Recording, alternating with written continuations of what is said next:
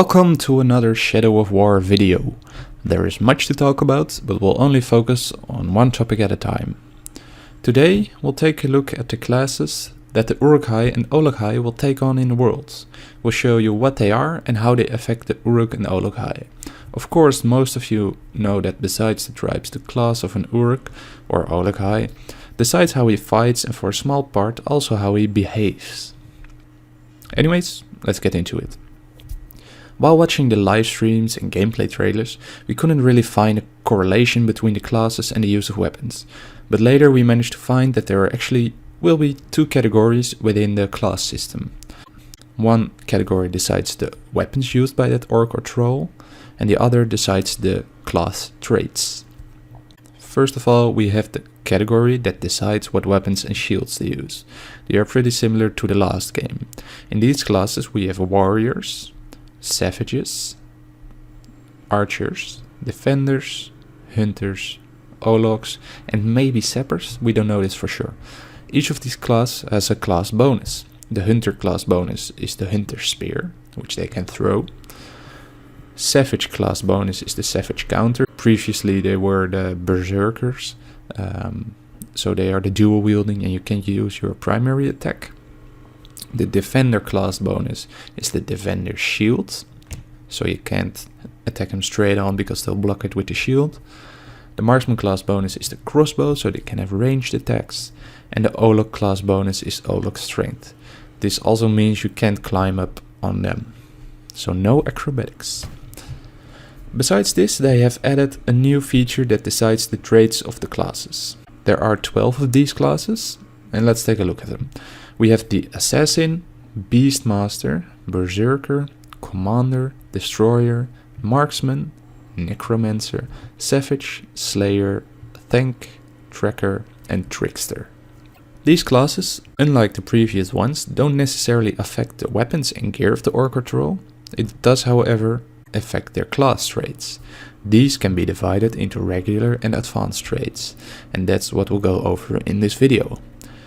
We won't talk about all the traits because we don't know most of them. The ones we do know are shown on screen, and we managed to get these out of the live streams and gameplay trailers. We'll just talk about the class and how they will play. The Assassin is the first and is a fast and sneaky son of a bitch who can throw knives. The advanced class allows him to hide and ambush his enemies and strike them down quickly. Moving on to the Beastmaster, the traits all revolve around the beasts of Mordor, from riding them to being immune from them. The advanced class makes it so beasts will not attack him, but instead fight for him. One thing to keep in mind is that Beastmasters aren't necessarily from the Feral tribe. They can also be from other tribes, though they have a lot of similarities. Next up is the Berserker. The Berserker's kit revolves all around hand-to-hand combat. His abilities range from the terrifying battle cry to charges into battle. The advanced class reads as follows. The Berserker is a chaotic warrior who becomes enraged in battle. The Berserker thrives when damaging others. If you don't know, an enraged Uruk does more damage and is also more resistant to it. Don't confuse these with the Berserkers from the previous game, those who dual wielded their weapons. This isn't necessarily the case here. Going down the list, our next class is the Commander. Commanders are born leaders and will always have a gang of grunts around them. Their traits mostly revolve around strengthening his allies or calling for reinforcements. The advanced class emboldens those who fight alongside him, enabling them to fully unleash their battle fury. Following this is the Destroyer.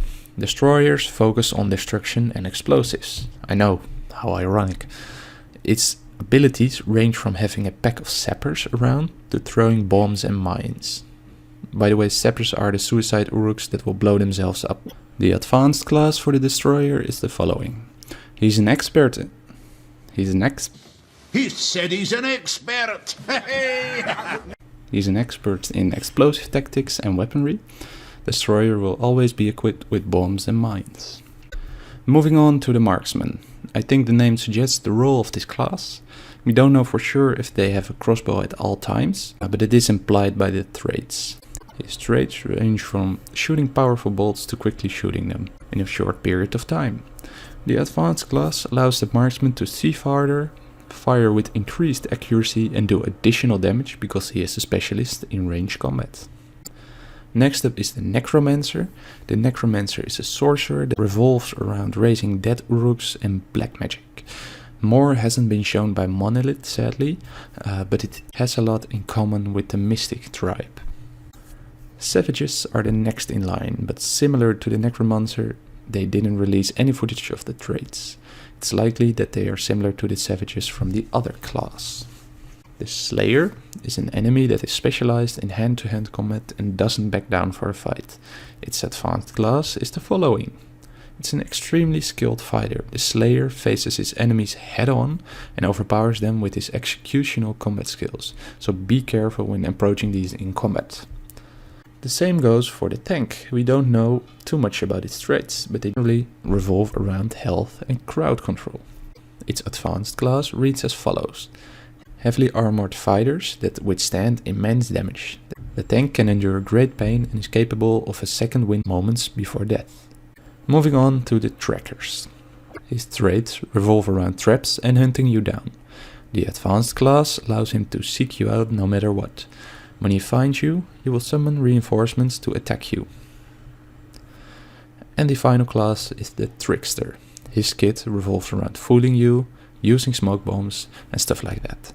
The advanced class allows him to surprise attack you and use unexpected tactics to confuse and bewilder his enemies. And that's it for the classes. It could be that we have missed a class, but I think we managed to get them all because we went over all the live streams and gameplay.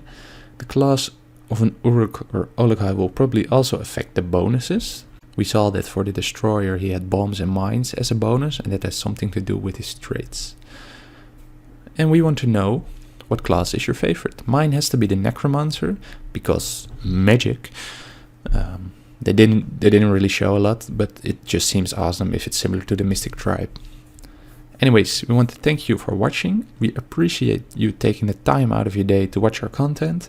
More is on the way, so if you're interested in that, stick around. If you have any questions, please ask them in the comment section, and we'll try to figure it out together. Talk to you guys later. Peace out.